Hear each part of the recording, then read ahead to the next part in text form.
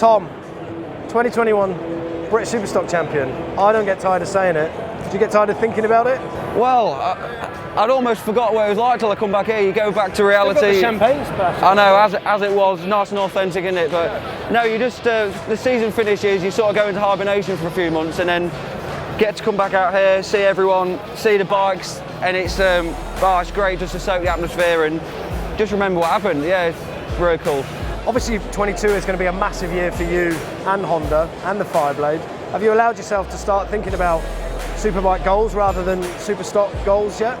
Yeah, I certainly have now. It wasn't something I was thinking about, especially when we had the Superstock Championship to complete. Yeah. I knew what was coming next year, but I wasn't allowed to talk about it. I put it to the back of my mind, trying not to get too giddy.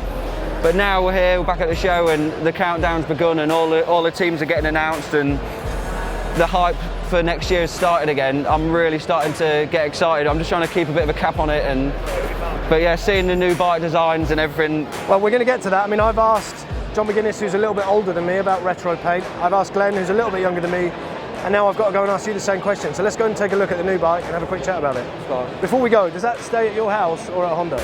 It'll be coming back to mine under locks, that will be, yeah. So come on then, Tom. Do these colours mean anything to you? What were you doing in 1992 and how old were you? 92? Yeah. I wasn't even a thought. Were you not even born? Genuinely not even born? How old does that make you? About 3 million. Yeah. I was 12 in 92.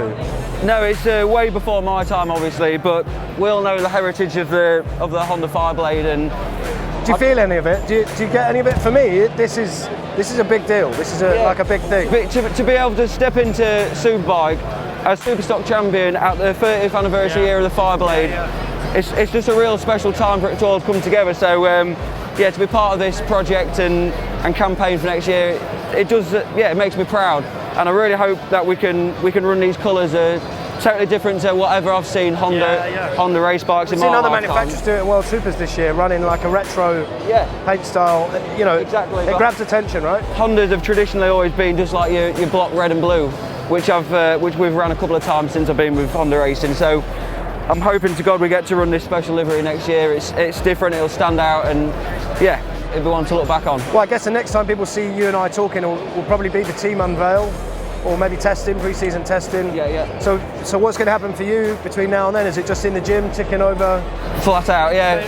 Are you on it in the gym, or are you just ticking over it? No, we're back on it now. I had a month and a half off just to try and recuperate a little bit, let my hair down a bit, enjoy a bit of the off-season and enjoy the championship win.